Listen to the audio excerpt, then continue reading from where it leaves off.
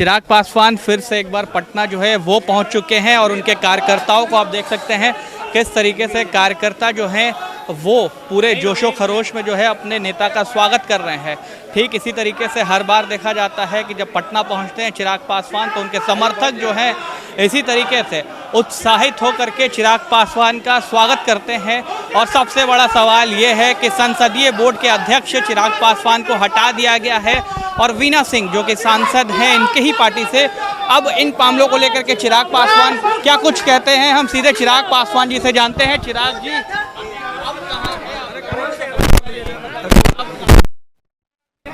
कल आरा और बक्सर इन दो जिलों में 3 और 4 तारीख को इन दो जिलों में कार्यक्रम है।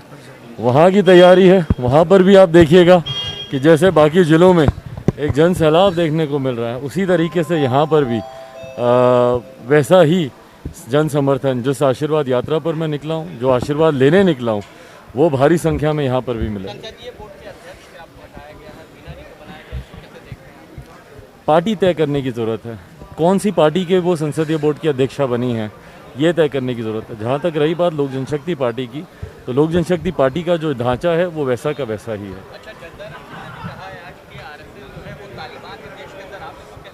जी देखिए किस तरीके की भाषा का इस्तेमाल किया जाता है। भाई कोई देश का अगर कोई संगठन है, अगर कोई देश का कोई ऑर्गेनाइजेशन है, उसको इस तरीके से उसका रेफरेंस उसको एक आतंकी संगठन के साथ इस तरीके से उसकी तुलना करना मुझे नहीं लगता ये उचित है। देखिए मैं किसी को कुछ नहीं कहूँगा, मैं सिर्फ अपनी बात को मैं रख रहा हूँ कि मैं इसको उचित नहीं मानता।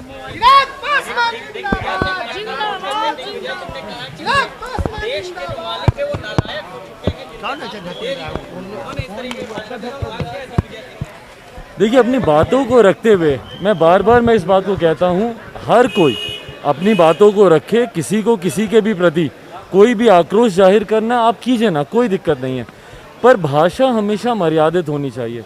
आप देश के प्रधानमंत्री की बात कर रहे हैं, आप उनकी नीति का विरोध कीजिए ना, आप महंगाई का विरोध कीजिए। मैं खुद विरोध करता हूँ महंगाई का। जिस तरीके से पेट्रोल डीजल के दाम बढ़ रहे हैं, जिस तरीके से एलपीजी गैस के दाम बढ़ रहे हैं, मैं हर उस बात का मैं विरोध करता हूँ।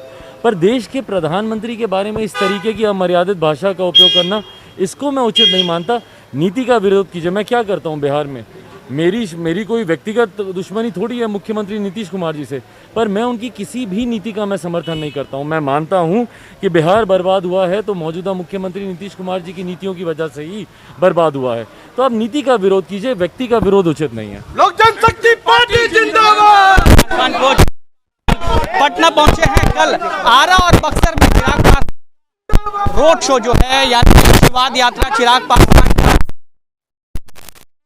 बाकी से हर मुद्दों पर एक बार फिर से चिराग पासवान आप बने रहे हेडलाइन के साथ।